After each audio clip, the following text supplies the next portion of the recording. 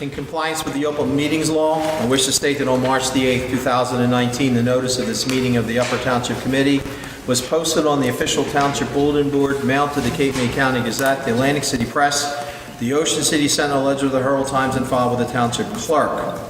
Tonight's meeting is being video recorded up until the closed session portion of this meeting and will be available on UTTV Channel 97 and on the Upper Township website. I hereby direct that this announcement made a part of this minutes.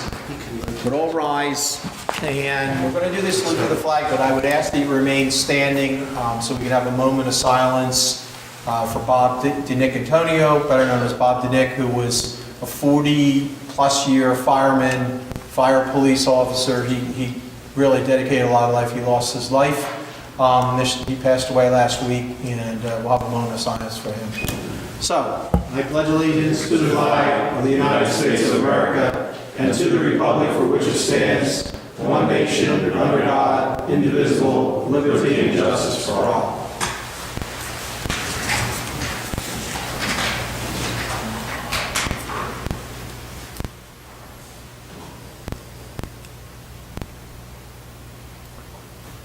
Thank you all, that's great.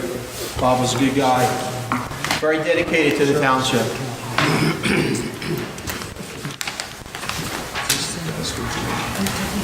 All right, would someone like to make approval of the minutes, both the open and closed session? Oh, you have to call the roll first, so I'm sorry. Here. Here. Present. Here. Here. Now, again, would someone like to make a motion to approve the minutes from February 25th, both the regular and closed session minutes? Motion to approve. Second. Any corrections, deletions, omissions that anyone's aware of? Hearing none, would you call the roll? Yes. Here. Here. Here. Here. I think what we should do is, before we do the report of governing bodies, we have Leon with us, our auditor, Costello, and I think we should go through with the budget, cap ordinance, the budget introduction, and then we can go back to the report of the governing body, so that way Leon can go his way.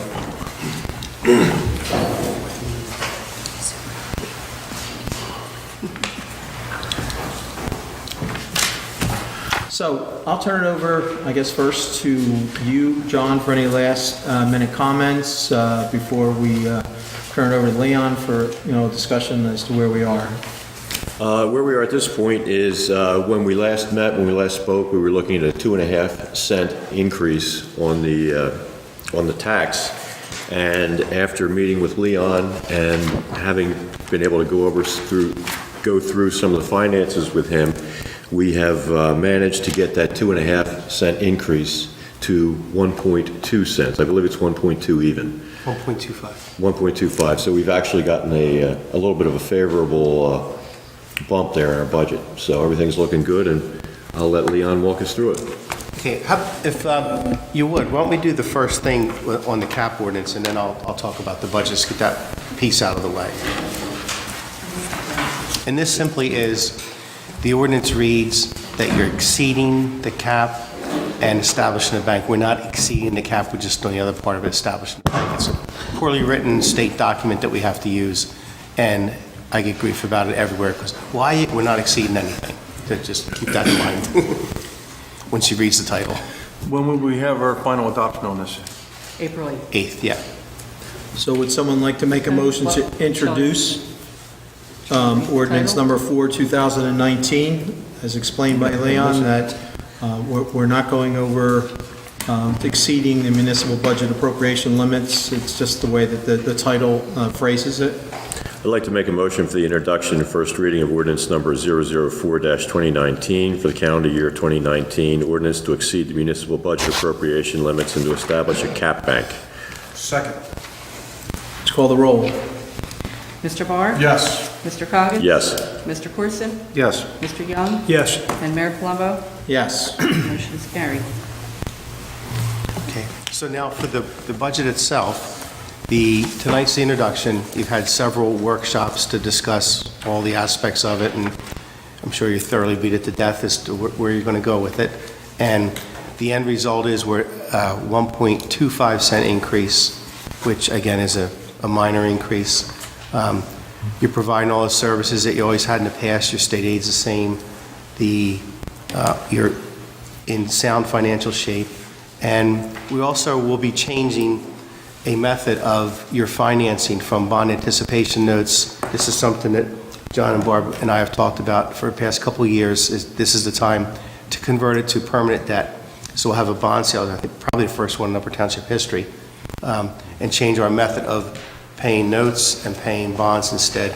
The rate on bonds and the rate on notes is practically the same, so it makes all the sense. This is the time to do it, and we've been over this with pretty extensively how it works, and there won't be any impact to next year's budget because of it.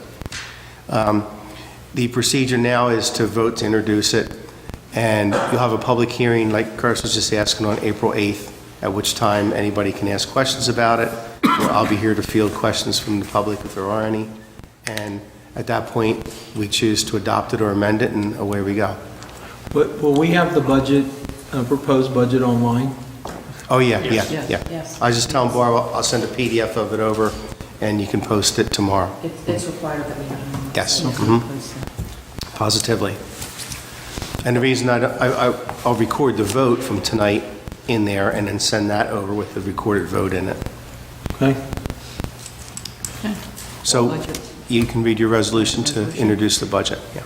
Municipal budget of the Township of Upper, County of Cape May for the fiscal year 2019, be it resolved that the following statements of revenue and appropriations shall constitute the municipal budget for the year 2019. Be it further resolved that said budget be published in the press in the issue of March 15th, 2019. The governing body of the Township of Upper does hereby approve the budget as the budget for the year 2019. I'd like to make a motion to approve to introduce the 2019 budget as read by Barbara Young, the municipal clerk. Second. Mr. Barr? Yes. Mr. Coggins? Yes. Mr. Corson? Yes. Mr. Young? Yes. And Mayor Palumbo? Yes. Motion is carried. All in favor? Okay, so step one's out of the way. Off you go, and April 8th we'll hopefully adopt it. I mean, I'd like to thank you for your input, Leon. I certainly want to thank John and Barbara, who worked diligently to get us through this process, as well as my colleagues on the committee, and most importantly, our department heads. We had a significant amount of increase with health insurance, overall insurance bills. We were able to give some salary raises to our staff and still keep it at 1.5 cent. I think is really a great thing. I mean, I had visions of it going much higher than that, and I'm very appreciative for all the work that was put in by everyone to get us to this point. So, thank you. Great. Okay. Thanks. Thanks, Leon. Thank you. Thank you, Leon. See you in a few weeks. Take care. Thank you. Item number 3. Authorizing the execution of a group affidavit regarding governing body certification of compliance with the United States Equal Employment Opportunity Commission's enforcement guidance on the consideration of arrest and conviction records in employment decisions under Title 8 of the Civil Rights Act of 1964. Motion to authorize. Second. Mr. Barr? Yes. Mr. Coggins? Yes. Mr. Corson? Yes. Mr. Young? Yes. Mayor Palumbo? Yes. Motion is carried. All Item right. number... Wait, we're going to jump back to the reports. Oh, you want to do the reports? Okay. Sorry. Scott, you have Good evening, anything for Mayor. us? Just one thing this evening. This is an announcement as well as a request. This is from our own Megan McAfee. Blood drive, she just wanted to announce that the blood drive, the annual blood drive will take place Thursday, the 14th of March. And it will be held at the community center from 2 p.m. to 7 p.m. And with that comes a request, and I know they've done this in past years, as far as allowing the blood drive a raffle to exist for an employee who donates blood to receive a day off from work. Do we have to do that in form of motion? Yes. I'll make that in form of motion. Second. Mr. Barr? Yes. Mr. Coggins? Yes. Mr. Corson? Yes. Mr. Young? Yes. Mayor Plummer? Yes. Motion is carried. We had two meetings this week, Paul and I. One involved the New Jersey DEP and the U.S. Department of Wildlife Fish and Game. That involved the beach maintenance program. And I'll defer to Paul's segment for further explanation of that. The other meeting was something that goes back a few meetings where I reported on a upgrade to our RTNA lines. That's for our communication system. This is a new digital process that we're looking at. We met with Comcast, and I also previously met with Verizon, so we're just waiting for some proposals to come in on this particular project that we can bring to your attention moving forward. Hopefully, by the next meeting, I should have these proposals. And that's all I have for you this evening. Okay. Barbara, Nothing to report, sir. Thank you. Daniel, Nothing at this time, but we do have numerous items for closed session. Paul. Thank you. Follow up with what Scott said. Yeah, we met with U.S. Fish and Wildlife and the DEP. Also, Committeeman Coggins joined us for the meeting to discuss updating our beach management plan. Something we do every probably 5 or 6 years, and it kind of goes over the activities that we do to organize and react to endangered species on our beaches and how we incorporate our activities, whether it's Public Works, Beach Patrol, and protecting those endangered species. We actually had some positive discussions with them. We went over what things we were asking to change, some things that they were asking to change, and a lot of things coincided, and it was a good, agreeable discussion. We'll work up the final document and then bring it back to Township Committee once we have a draft document, probably within the next month. Did you make them aware that we plan to expand our handicap mats? The handicap, having additional access mats was not a problem. We also discussed, as Captain Hanley had requested at different times, about possibly over the next several years looking at expanding beach patrol stands south into Whale Beach, looking at a phase-in schedule possibly. We discussed that, and that was not a problem because actually they're based on their historic records, and from the Beachville, where they thought that the birds would kind of come back to the Whale Beach area. We haven't seen nesting birds in Whale Beach for probably 20 years now. So they've actually are changing that designation for Whale Beach from a protected zone to a recreational zone. So we really have full use of the beach for that bathing activity. So there's really no restrictions to move the guard stands as we would deem as the Beach Patrol and But committee. if the birds move back, If the birds move back, we have to protect them if they come back, yes. So what, and I also saw that, because I read your email a couple hours before we got here, they want a request to try and trap some of the foxes that are there, or something I saw? In the past, they have done predator trapping for foxes and feral cats that they've had issues. And where, do they move them? They don't, I wouldn't be interested if they, Fish and Game has guidelines in place for the feral cats probably go to a shelter. The fox, if they move them, they have to move them within this, because of the rabies spread and all that, they have to either euthanize the animal or move it within a certain amount of distance of where it was caught. So if it is rabid or sick, it doesn't take it abnormally far. I've seen foxes over there. They're limited, that I've seen. They know. Well, the fact that you're seeing them, Rich, means it's not a limited situation. It means it's an overcrowded situation. Otherwise, you wouldn't see them. They'd be at stealth mode at night. I'd like to know what they're gonna do with the animals. I believe Committeeman Corson's was a fairly accurate representation of the DEP's policy of trapping wildlife. Well, we'll have to have a further discussion on that then. Well, the red fox is no more native to this country than the feral cat, so.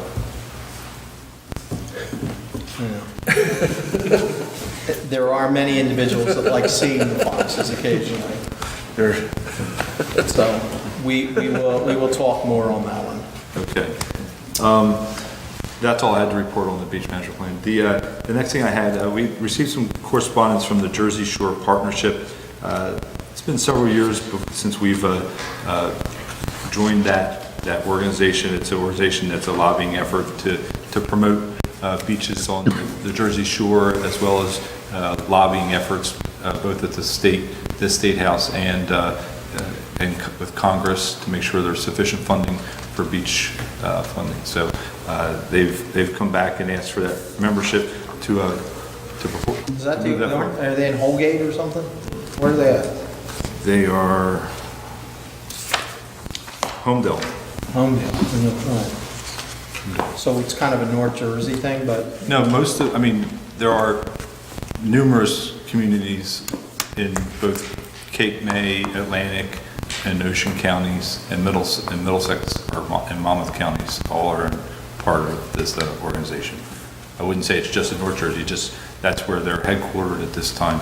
Actually, Mayor Marty Palugi is one of the board members. how much is it?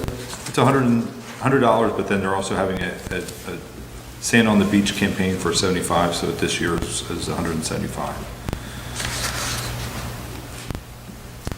Well, I mean, we certainly get more bang for a buck if we join a bunch of other individuals that's sort of like a PAC fund for lobbying for continued beach replenishment. And we actually, hopefully, will have a project for ourselves coming up, sometime in 2019 at the end. So I don't really have a problem with it. I'll make a motion to approve. Second.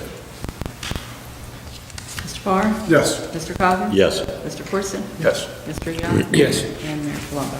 Yes. Motion's Thank you. carried. And then, part of one of their lobbying efforts that they're looking into doing, it kind of dovetails into my final report, is that the Army Corps released their interim study for the Back Bay study, which looked at flooding for the entire Back Bay from Sandy Hook down to Cape May Point.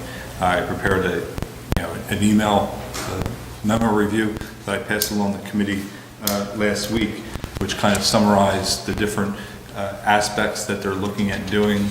There are some comments I'm probably going to make to their what they're proposing, because especially for Upper Township, they're talking about in Strathmere, they're talking about doing non-structural techniques and raising the properties in order to combat future Back Bay flooding. However, it did not look like they took into account raising emergency evacuation routes or anything like that, just the properties. So I think it's pretty incumbent that we, if we have appropriate evacuation routes both off the islands and then going through our township, that we can better evacuate all of our residents and the residents of Cape May County. So I think that's something that needs to be added. They aren't looking at any perimeter control. That did not meet the cost-benefit analysis for Strathmere, as well as they're not looking at installing any tidal floodgates for Corson's Inlet due to the endangered species and environmental protection that exists at that inlet. And really, all of the southern inlets in Cape May County, there are some proposals for tide structures, but most of them don't meet the cost, aren't the favored cost-benefit analysis. They are looking at doing Great Oak Harbor Inlet as a potential tide gate. Depends on which scenario and which cost method. I've presented those summaries to you in my memo. So I just didn't know if the committee had any other questions I'd be happy to answer, but I thought that was at least the evacuation routes is something that I should comment back to the Army Corps on, as far as something that they should be evaluating as part of their overall approach. So basically, their plan is to just have everybody raise their real estate? Correct. And we look like Venice then with the floods. Yes. So what value is it to us? To I mean, raising all the properties? No. I thought that we were pursuing an opportunity to do some sort of natural barrier. And that, if we had talked last year, that was my proposal to committee and where I thought we should go. But based on some conversations I've had with Sea Isle Ocean City and the DEP, independent of the Back Bay study, and then receiving the Back Bay study, they evaluated a perimeter embankment wall. Their wall was more of a traditional flood wall, vertical constructed wall, not an embankment, but still providing the same function. And a perimeter wall does not meet the cost-benefit analysis of, for every dollar they spend on construction of flood protection or any other type of structure, they have to see at least $1 or more of benefit back. And when you looked at the scenarios for Strathmere, it starts out at around about a 0.8 cost-benefit ratio, and actually when they go through the further, more enhanced study, it drops to a 0.47. So it's in the initial study. So you're looking at the ratio of the value of the real estate compared to the cost of building permanent structures. Not the value of the real estate, but the value of the damages that would be occurred if we don't construct anything. So it's not the pure It's not the pure real estate value, itself. but Okay, I got you. it's damages, The potential for damage. insurance loss. So it's, that embankment, that we had, discussed last year, and really, is does not look like it's going to be a cost benefit, and it could be a better approach to look at, because, Strathmere is fairly unique in that, when you look at the communities, it's fairly compact and small, and when you're looking at the number of properties and the amount of road infrastructure, it probably is more cost beneficial to look at raising everything and bringing it above, where we get normal severe flooding to protect for the long-term plan. That would probably be one of the things that we would evaluate. Obviously, you'd still look at the embankment wall, but if we went out for a flood study to look at what we were going to do, I think that based on the numbers that the Army Corps has preliminarily done for that, I think that, we could do some fine tuning and evaluating of that, but I think you're going to find that the Army Corps has done a fairly representative job of doing that analysis. And, So you're saying raise streets, all the infrastructure, everything? yes. Now, would there be grant money available for this, Paul? Is this- Well, that's part of what this, just like all the beach fills on the ocean side, they all started with an interim study like this, and they're anticipating, once this is completed, they'll go through, feasibility study and preliminary engineering. So it's the same kind of a process that they're going to do on the back bays that they did on the ocean front for beach fills. So, Yeah, but these are talking so about.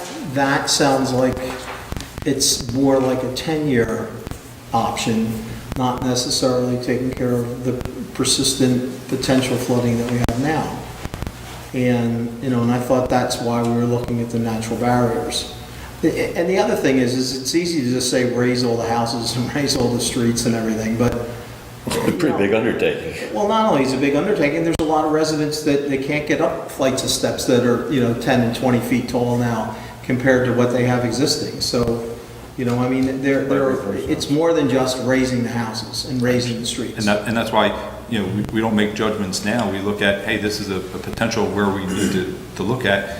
We need to do our own study, and that would be what I'd be looking at possibly after the budget gets approved. That's what we have some of the budgetary funds for, is to look at doing a flood study and looking at and analyzing those kinds of issues.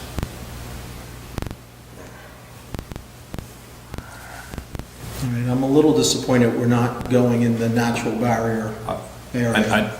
I think that we still need to evaluate both. Weren't But there I some think we- municipalities that have received funding for Back Bay? Barnegat, up and around that way? I thought I heard somebody was awarded some type of funding. I mean, there's been some different funding, where, towns have done some Back Bay restoration off of Avalon. They did some Back Bay marsh filling where they were using dredge spoils to raise the marsh as part of a project. So, yeah, they're doing Wasn't that a pilots. fish and That's what- wildlife that's thing what though? we're talking Wasn't that about, though, to right? create a habitat? That thing on the back bay off of Avalon or? It was part of a habitat restoration. That's part of how they get the permitting and do that type of a project, yes. Well, before we pursue any kind of thing, I think we need to determine what direction we want to prioritize. I mean, I'm not saying that raising the houses, you know, is the wrong option, but I'm not so sure that that's something that could be accomplished. Where it's the only option. Yeah, I mean, like probably 10 years, probably 20 years. That's a long-term project. Yeah, I mean, And that's what the Army Corps, this whole process is. It's not a next year, 5-year, it's a 20-year. When we're talking about Process. raising infrastructure and all that, how many, are we talking feet, inches? Feet. Most other towns in the coastal towns are allowing new construction to raise the grade, primarily because they anticipate raising the grade of the streets.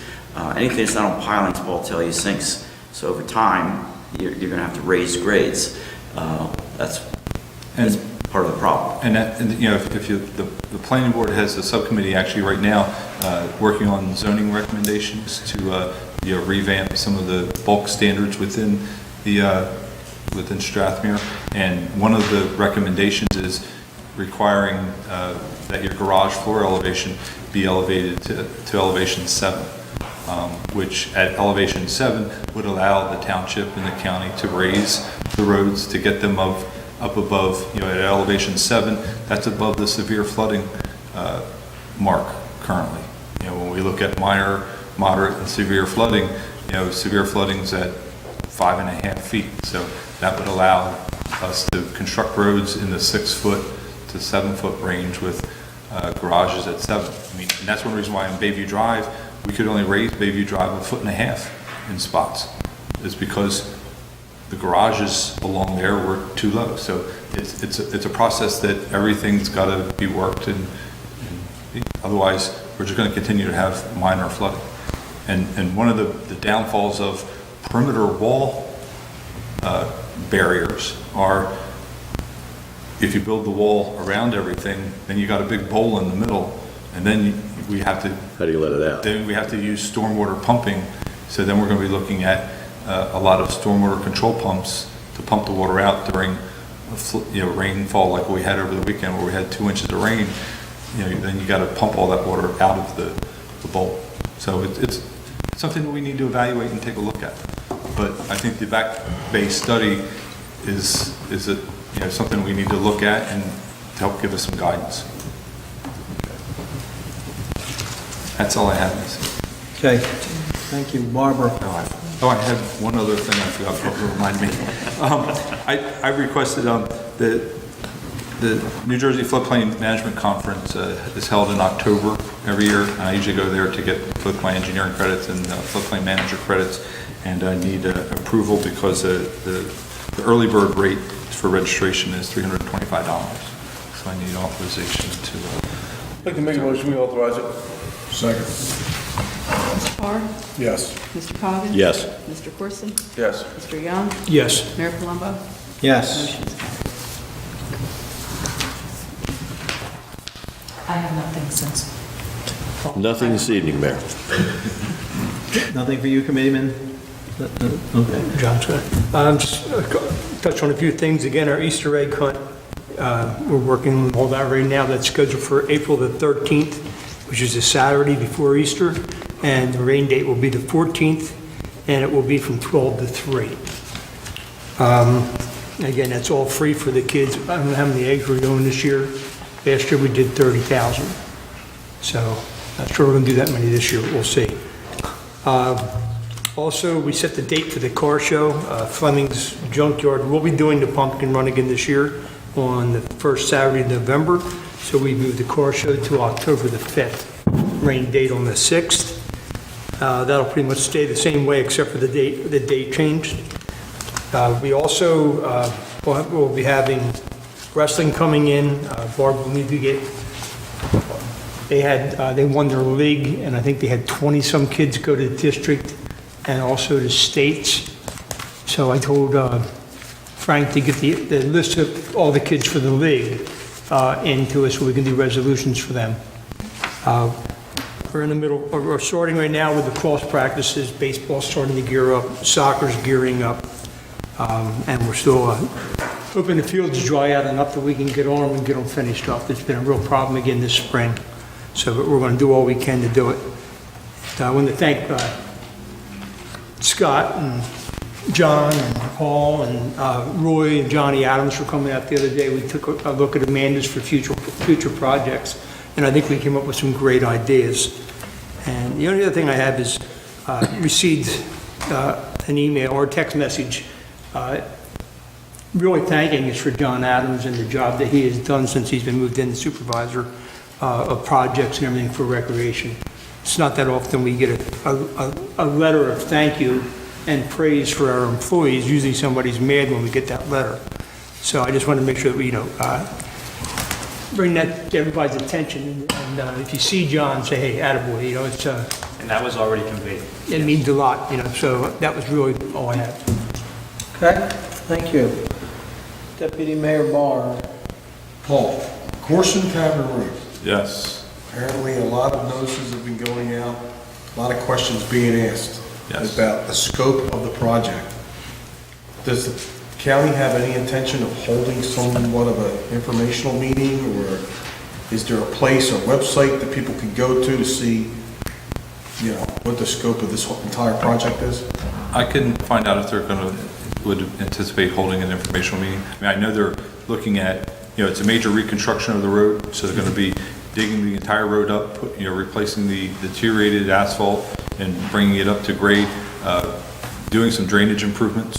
And I think the drainage improvements is really why I think some of the letters have gone out as far as they need some easements from property owners to allow for some drainage, as well as some curb radius to make sure some of the intersections with some of the older township streets along there. So I think, it's a major reconstruction and drainage project to make sure everything's rebuilt properly. They sent easements to everybody on Corson Tavern Road because, just to cover their bases, I believe. Yeah, then you have, you know how it is, the anxiety starts to build up, people wonder what type of an impact it's going to have on them.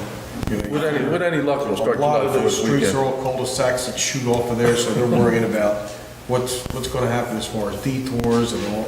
They just want to have an idea of how big this project's going to be. I'll discuss with the county engineer to see if he can maybe hold an informational meeting, or at least put, have an informational flyer that we can maybe get out to residents and put on our Facebook I mean, webpage. like we had with Route 50, I mean, that was a nice meeting that they held here. I mean, you have you have your posters up showing everybody about, what the size of the project is and ideas as far as detours and road closures, so.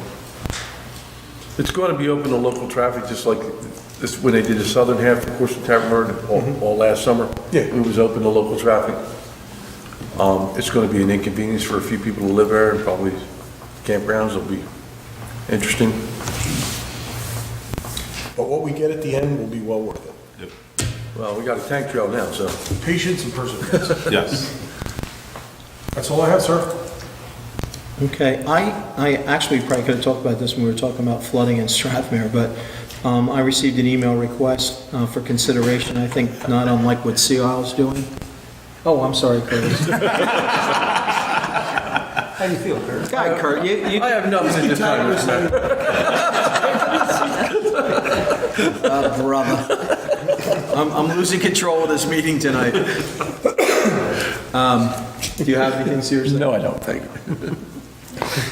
I had a vision of that. So anyway, apparently Sea Isle is putting together an ordinance, and they call it a no-wake ordinance, and it basically is during the time of flooding, they're trying to prevent people from cruising back and forth with bigger trucks that causes wakes where it could cause some damage to, water into garages and those kind of things.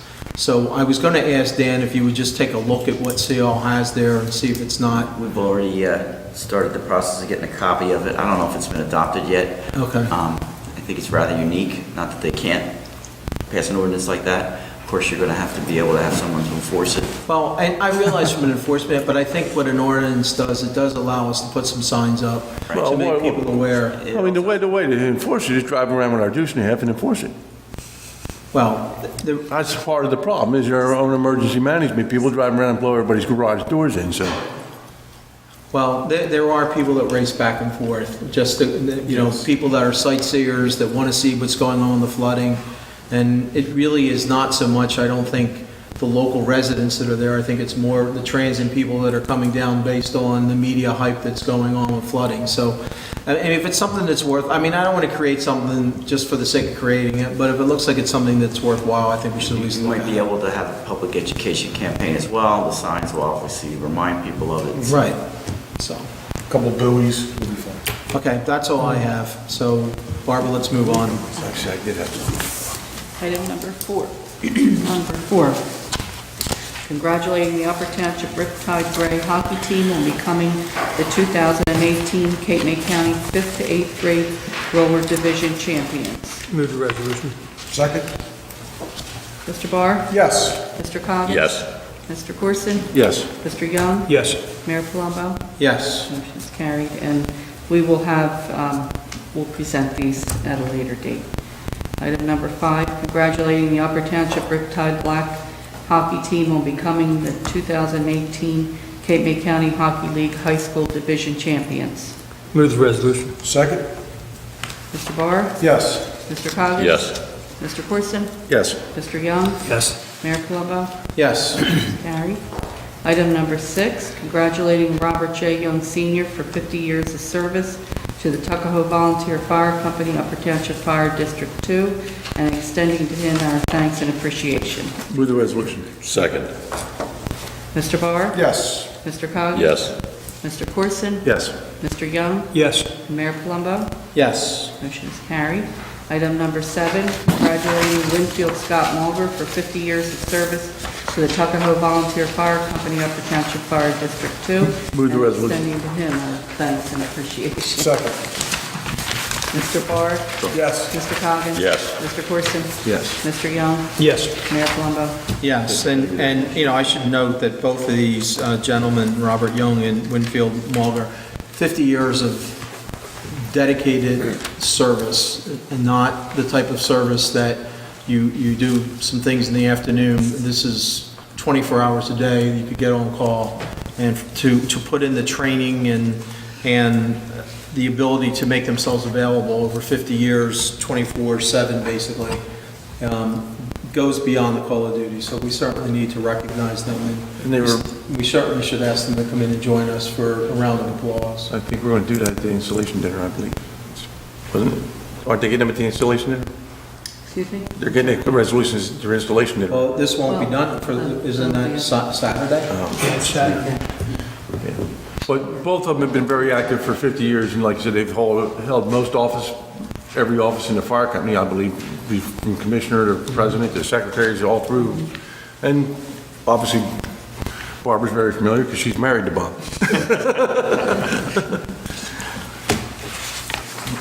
Still, it's an amazing feat. Something to be proud of, that's for sure. Item number 8, amending resolution number 12, 2019, that appoints various officers and employees to annual and specified terms. Move the resolution. Second. Mr. Barr? Yes. Mr. Coggins? Yes. Mr. Corson? Yes. Mr. Young? Yes. Mayor Palumbo? Yes. Motion is carried. Item number 9, authorizing a contract with J.A. Montgomery Risk Control Services for right-to-know inventory and survey preparation services. Move the resolution. Second. Mr. Barr? Yes. Mr. Coggins? Yes. Mr. Corson? Yes. Mr. Young? Yes. Mayor Palumbo? Yes. Motion is carried. Item number 10, appointing McManaman, Scotland, and Bowman to act as special legal counsel. Move the resolution. Second. Mr. Barr? Yes. Mr. Coggins? Yes. Mr. Corson? Yes. Mr. Young? Yes. Mayor Palumbo? Yes. Motion is carried. Item number 11, authorizing the annual 4th of July fireworks display. Move the resolution. Second. Mr. Barr? Yes. Mr. Coggins? Yes. Mr. Corson? Yes. Mr. Young? Yes. Mayor Palumbo?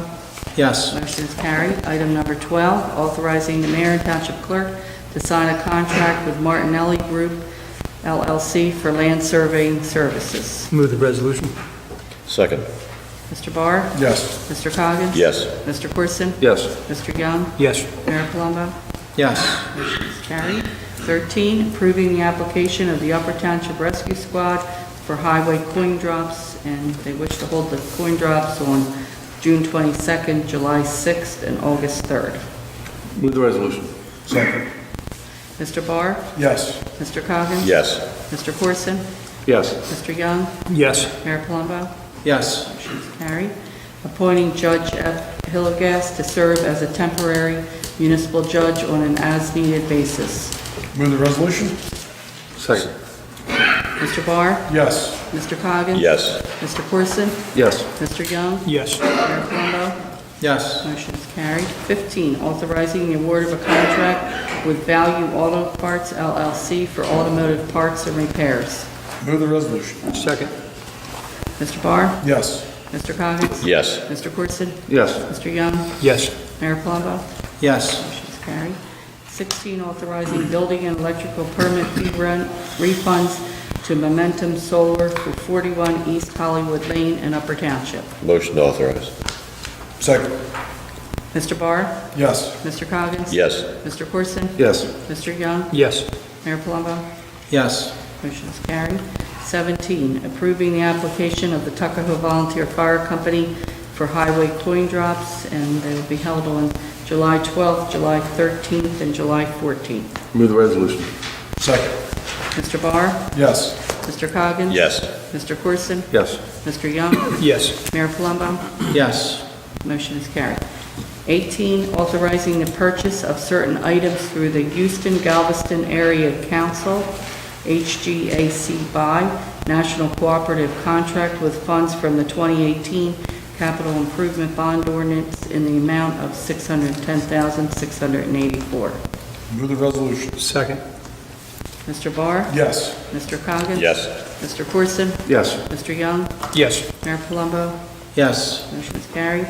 Item number 19, authorizing the use of Tyler Davis Field at the Amanda's Field Recreation Facility by Jersey Premier Soccer LLC, Global Premier Soccer, and Neil Holloway for soccer games and practices, and this formalizes what you approved at the last.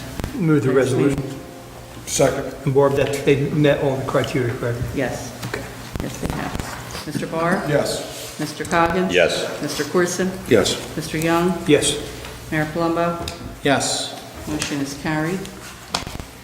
Item number 20, St. Maximilian Colby Parish requests the use of Strathmere Beach at East Williams Road for an Easter sunrise mass on April 21st, 2018 at 5:30 a.m. and a feast day mass and celebration on Wednesday, August 14th, 2019 from 12 to 8 p.m. And we did have a couple of recommendations on these events. One is the engineer has noted that these events are going to be held during the bird nesting season, so we will be notifying the church that they may have to move their celebration to a certain section of the beach, depending on what Paul, what his recommendations are at that time. So, just for a point of clarification, on the agenda, it says for sunrise 2018, it's 19, right? 19, sorry about that, yes. For those who missed 18. That was a typo. I pay attention to the details, what can I tell you? That's a typo. Motion approved. And then the next thing is, What's the other stipulation? I just wanted to note the other stipulation was, Mr. Hanley the beach patrol captain had some concerns with traffic control, but the chief of the Strathmere Fire Company has assured me that he works with the state police in conjunction with the state police to monitor the traffic, during that time. The only request that he had was that the township plow a path along the walkway and ramp down to the ocean, so there's no, holes or... Make sure that the ruts and everything are out of it. That's So not we an need issue. some site preparation. Yes, No problem, we'll take care of yes. it. And so just so we're transparent here, Dan, three of us are members of the St. Maximilian Colby Parish. Are we okay with voting on this? You have no other choice. It's out of necessity because you don't have a quorum without those members voting. And for the record, I'm also a member of the parish. There's a lot of Catholics here. Call the roll. Did I get a motion? Motion to Yeah. approve. No, I Second. thought John had done it. Okay. Mr. Barr? Yes. Mr. Coggins? Yes. Mr. Corson? Yes. Mr. Young? Yes. Mayor Plummer? Yes. Motion is carried. Item number 21, St. Maximilian Colby Parish request to hold a raffle on Strathmere Beach at East Williams on August 14th, 2019. Motion to authorize. Second. Mr. Barr? Yes. Mr. Coggins? Yes. Mr. Corson? Yes. Mr. Young? Yes. Mayor Palumbo? Yes. Motion is carried. Item number 22, request for hardship waiver to street moratorium at Block 496, lots 18 to 22. Paul, you want to give us a little update on this? This is a similar situation that we had, I think, 2 or 3 locations last year that had made a similar type of request where, it's a new home. They're doing major renovations and they're trying to get gas service, I think it was gas service, correct? For the property, and, the street is under moratorium. Last year, we did allow them that if the utility company posted a higher maintenance bond for an enhanced restoration, that we did allow them. When we've done it before, our ordinance does provide for provisions for street openings, but because it's during a moratorium period, they have the right to appeal to the Township Committee. Obviously, the concern is that too many people did this, you might have a road that becomes Swiss cheese. When we did it the last time, Paul provided specific upgraded specifications, so that wouldn't happen, and we required a specific bond from the owner to make sure it's done. And a formal resolution of the Township Committee. Did we do a re-inspection the last time? They have not, they've been waiting the period of time to make sure that the patch settles Well, sufficiently. that was going to be my question. Before they did the restoration, so that they didn't do the restoration and then it settles, they're making sure that it, Because there's divots in some of those ones that have just gotten the asphalt, but not the final grade and patching. well, that's not the one we're talking, the one, if you're talking about the ones all in Strathmere right now, those aren't part of that restoration process. Would it be proper for us to require a bond from all homeowners? Yes, we're going to require a bond. If you grant it, we require a bond. On a normal restoration, there is a general street opening bond, but this one would be specific and much more, a higher consideration because it requires more work. Yeah, I'd be much more comfortable that way. I mean, So the last ones we granted this, they're still in the process of fixing the road. Correct. And we still have the bond in place to make sure that it's done properly. How much of a time period do you give them? I prefer to wait almost a full year to make sure that it settles, because sometimes and a lot of that depends on when they do it. It quite hasn't been enough time, and then winter comes, and then, you don't want to do it during the winter time, because your temperature controls have to be a little more tighter, because they're actually, it's using an infrared heater to heat up everything, and if it's too cold, then it won't work properly. So do you have a file, like a pen file? Like, how are we checking for compliance? I mean, it's a I'll be year checking out. for them in the spring. I'll be reaching out to the utility companies after this spring, after we start to get warmed up, and have them make sure it's done before the summer season. But yes, I do have a list of the 3 locations that we have that are doing it. I guess the next thing is we have this as a resolution in our next meeting. Yes. Do you need a motion to authorize? Just motion proceed with the resolution, yes. Motion to proceed with the resolution. Second. Mr. Barr? Yes. Mr. Coggins? Yes. Mr. Corson? Yes. Mr. Young? yes. Mayor Palumbo? Yes. Motion is carried. Mayor, if I could just jump in one more.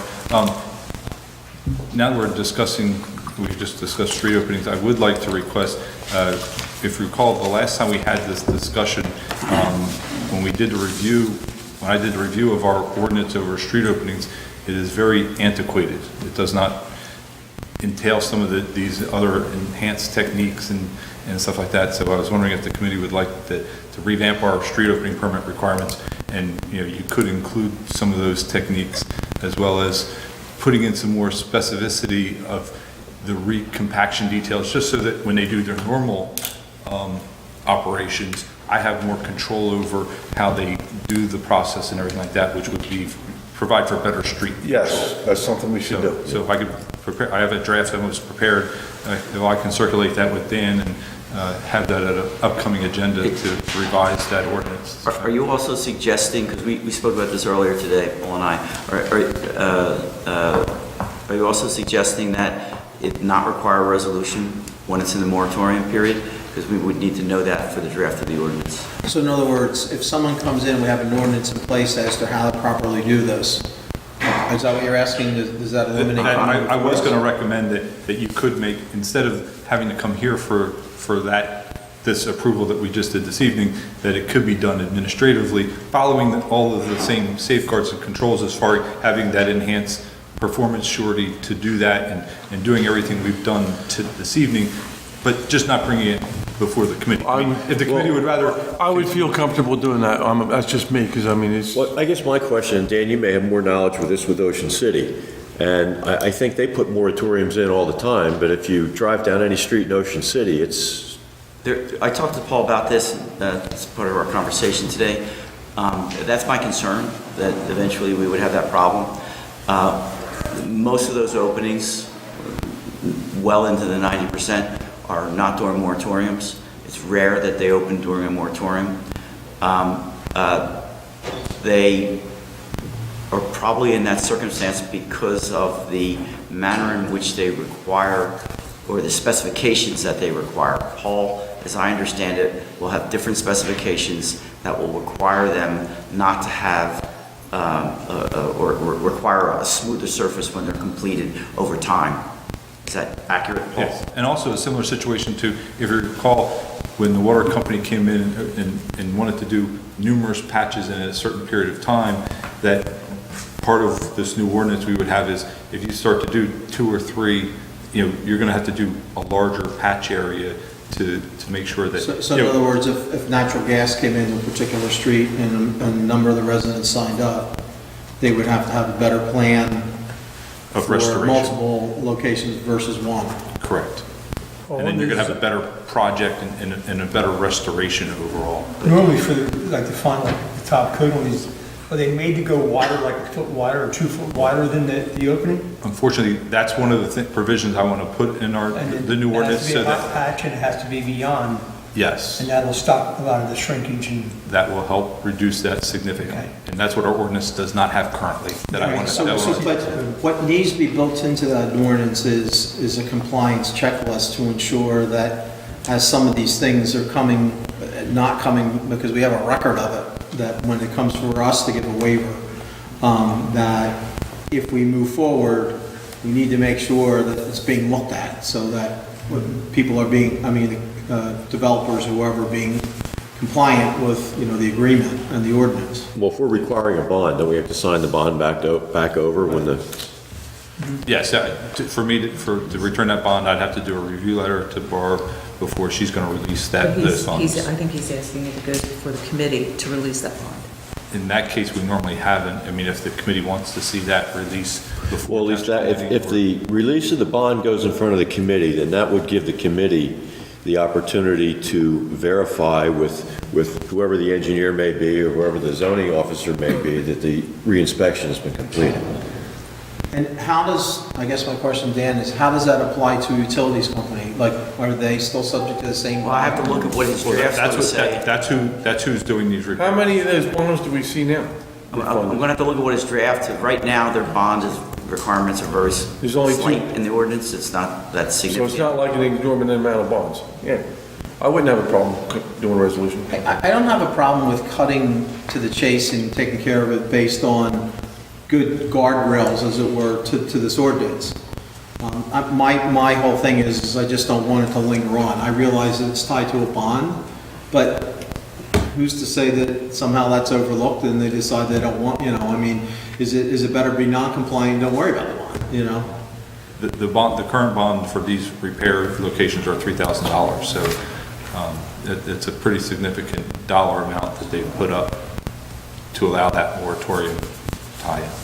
Now, the utility puts it up, or? The utility company puts it up. The utility companies put up because they feel that since they're doing the work, they can't really have the homeowner put it up when the homeowner has really no control over the workmanship, or they're not hiring the contractor. So since the utility company is hiring the contractor, they felt it was more appropriate that they provide the bond. Yeah, we might even want to think about 5 or 10,000. Remember, a bond is only an insurance policy. It's not necessarily that the company's putting up $10,000 in No, cash. we haven't put up cash. Oh, you have? It is a cash Yeah, bond. it's a cash bond. Hey, Paul, my understanding that they would charge the homeowner that posting, that they don't put up themselves. They felt that under their process, they couldn't charge the homeowner for They're that not charging the process. homeowner for the bond? No, they're not. Okay, it must be, could pick up the cost of it through their connection fees then. All right, Well, they know so that they're getting it back, so. you two guys work on that and, put firm guardrails in it so we know that we're going to have compliance with it. No cold patch. Negative. Well, They have to do hot patch for the repair, for the final coat, for the final. Oh, for a final coat, it's always hot, yes. All right, I just make sure, Yes, you're never allowed to do He's cantankerous. cold patch you know. for a final patch. You're not allowed to. All right, I'm just making sure, because every time I'm they not saying cold some hasn't- patch the potholes, they last 2 months. That's why I'm just making sure. All right, sounds like we got a plan in place. Thank you. Number 23, center designation plan endorsement. No, back to Paul. I'm sure everyone recalls back in, or actually probably no, only some of the committee remembers, back in 2007, we went through the plan endorsement process, and we were one of the first of, I think, 5 communities to receive plan endorsement process to endorse our town centers. Those centers through the Permanent Extension Act are coming to expire in June of 2020. However, the process to renew those centers could be lengthy and take time. So the process is that we would have to write the state a letter requesting to start the plan endorsement recertification, and then we set up a meeting with them. That meeting would involve myself and at least one person from the governing body or the planning board attend that meeting to go over what our next steps would be. One reason we want to start it now is that if we have to utilize additional planning services, that we can engage that planner early enough to do our planning work and have it go through all the planning board process before June of next year. And I would strongly suggest that you do this because it's the only way we're going to keep our center designations and make your existing plan operative. And without it, you would essentially not, our CAFR centers would expire without their state plan centers, and then therefore you would not have any true development of any commercial facility over 49 parking spaces or residential development. So if your plan is to create ratables in your centers, you need to do this. Yes. What do we need to do? Which means we're going to need Need to a motion? eventually hire a planner and go through this process again. I mean, this, right, We this were one one, of the first municipalities to get center designation back in 2007, 2008. I'll make a motion ShopRite to, wouldn't be there if it wasn't for that. Second. Mr. Barr? Yes. Mr. Coggins? Yes. Mr. Corson? yes. Mr. Young? Yes, Mayor Palumbo? Yes. Motion is carried. Number 24, July 4th Parade in Strathmere along Commonwealth Avenue from Prescott Avenue to Williams Avenue from 10 a.m. to 11:30 a.m. move the resolution. Second. Mr. Barr? Yes. Mr. Coggins? yes. Mr. Corson? Yes. Mr. Young? Yes, Mayor Palumbo? Yes. Motion is carried. Happy to hear we're planning for July 4th. It's been a cold, damp winter. yeah. Would someone like to make a motion to pay the bills? I hereby move that all claims submitted for payment at this meeting be approved and then incorporated into the full minutes of this meeting. Second. Mr. Barr? Yes. Mr. Coggins? Yes. Mr. Corson? Yes. Mr. Young? Yes, Mayor Palumbo? Yes. Motion is carried. There are a number of reports from the municipal departments: Animal Control, Clerk's Office, Construction Code, Division of EMS, Finance Office, Municipal Court, MUA Report, Public Works, Tax Collector. All these reports will be available upon request tomorrow at the Clerk's Office. I'll make a motion to accept these reports. Second. Mr. Barr? Yes. Mr. Coggins? Yes. Mr. Corson? Yes. Mr. Young? yes. Mayor Palumbo? Yes. Motion is carried. Mr. Mayor, before we open it to the public, I have one quick thing here. Saturday in Tuckahoe, the antique shops had a little open house. and they had a food wagon out there, and a vendor, one of the breweries set up a tent. It was a very nice, well-attended event, but in talking to a few people up there in Tuckahoe, from the bank to the crosswalk there. There's a lot of speeding traffic, and if people try to get in that crosswalk, nobody yields to them, nobody pays attention to them. Is it possible that we can ask the state if they could put one of them little pedestrian crosswalk placards there, or posted as such? Or is it possible to get the one Ocean City has when they turns it red when people are walking across? Blinks. Yeah, That they're probably not going to do as a Hawking light. We would probably have better luck at putting, I mean, they may put signs on the shoulders, but the sign in the middle of the street, I think the township would probably, we'd probably have to petition the state to be able to put. well, I want to ask for a sign in the middle of the street, and they have done it on state highways in this county. There's one in front of courthouse. Yeah, that's right. So, do I think it's going to go anywhere? Probably not, but let's shoot for the moon and land on us, or shoot for the stars and land on the moon here. Let's try to get some signage up there.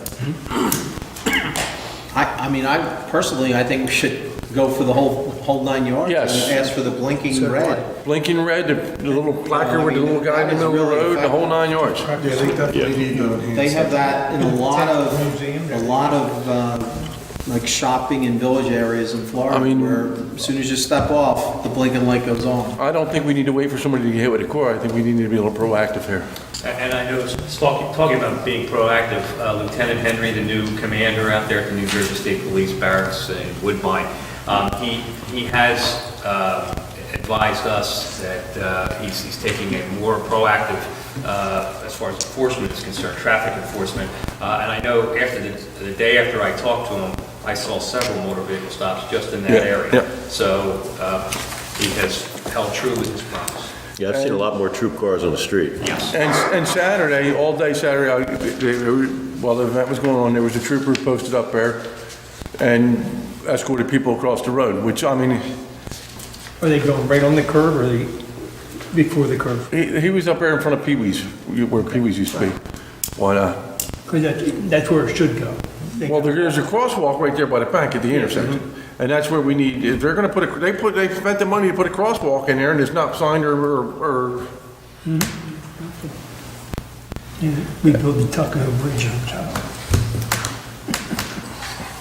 so, Okay, that's so- all. I don't know if we have to do that by resolution. I don't think a letter's gonna work, and I think we should do it by resolution, and I think we should get all our senators and assemblymen and everybody a copy of it and ask them to get on board and help us. So is that a motion? That's a motion. Second. Let's call the Mr. vote. Barr? Yes. Mr. Coggins? Yes. Mr. Corso? Yes. Mr. Young? Yes. And Mayor Palumbo? Yes. Motion is carried. Okay, at this time, we're going to open up to the public. If anyone would like to address the Township Committee, now's the time to do so. Please come up to the podium, state your name, your address, and your reason for appearing before the Township Committee.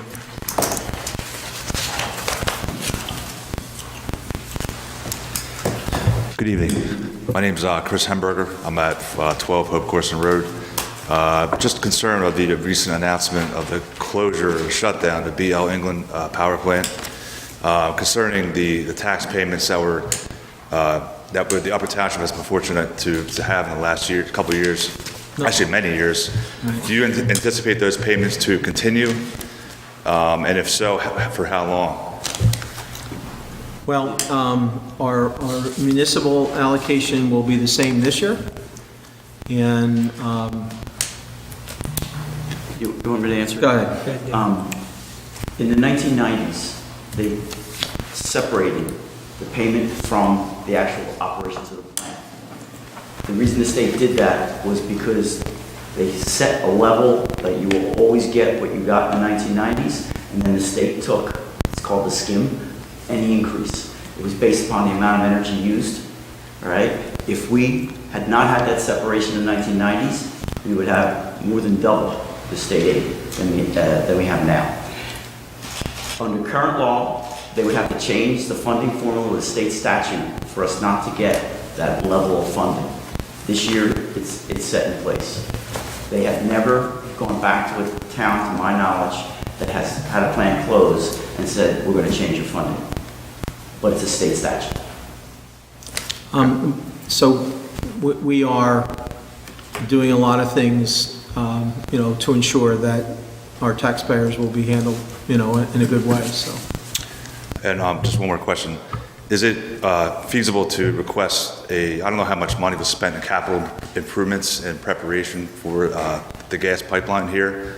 Is it reasonable to request to get that money back, being that they withdrew their suit without having any kind of settlement?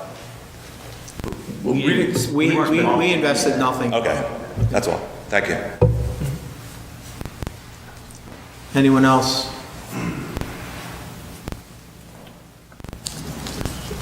Okay, it appears that there are no other individuals that would like to address the Township Committee, so I'll close the public portion and turn to Mr. Coggins and entertain a motion to an executive session. I hereby move that a resolution be incorporated into the minutes authorizing the Township Committee to enter into an executive session for the following matters pursuant to the Open Public Meetings Act.